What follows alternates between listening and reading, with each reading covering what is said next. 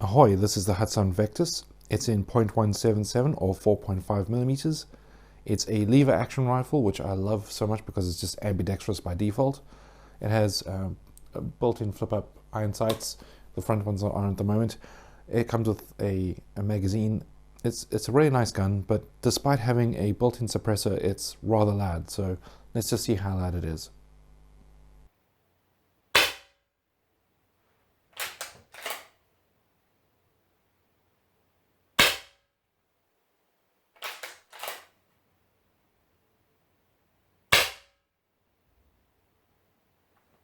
So as you just saw, it's roughly 104 decibels consistently, which isn't bad, but I think we can do better.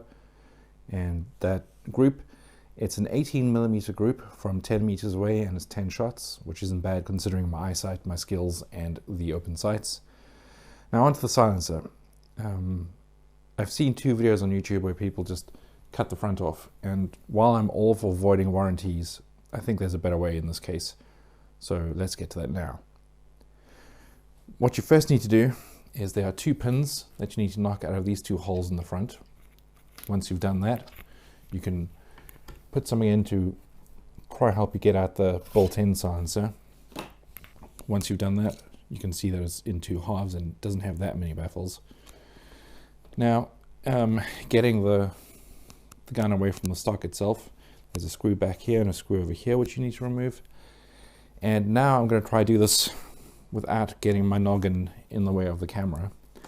So if you'll excuse me, I might have to do something off camera, but what I find helps is, oh, and I'm forgetting the most important part, there's actually a 14 millimeter nut attached to the UNF thread internally. So you have to shove a wrench down and then actually use the 14 millimeter socket wrench to take it off. Once you do, you'll have the UNF thread underneath. And that's why people generally just saw it off and call it quits.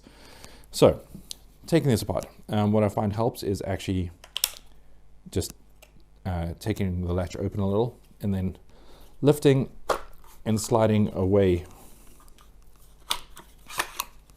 to reveal the gun itself. So, now that we have that, what we can do is pretty easily just slide the top off, and hey presto, the gun in its entirety.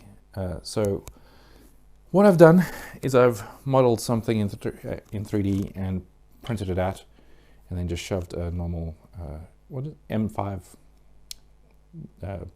nut in here. So what this does is it replicates this part so that it can actually still attach to the frame. I've spray painted it because quality is of utmost importance to me. Sarcasm for those who aren't aware. Okay, so that's pretty much it. Now you can just shove the stock back on, Bob's your uncle. But I also thought, well, what if I want to attach the front sight, the front iron sight? So I 3D printed one with a little bit of a Picatinny rail on. You can find both of these in the description below, and you can 3D print your own. So this should just slide on. Now this one's a little bit sticky because I spray painted them and the tolerances aren't that great anymore. Anyway, heavy breathing aside, let me get the stock back.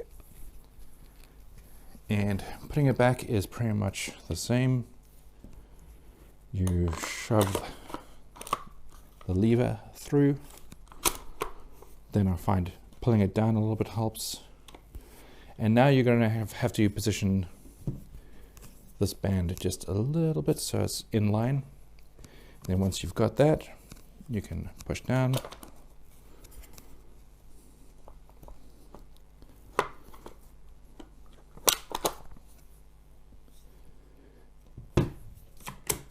And now everything's in place. So this you can move around wherever you want, but this has to be here. Now you can put the screws back where they belong, and hey presto. Normal UNF thread, attached to silencer. I'm going to use my favorite Vyrock one, and let's see how it goes.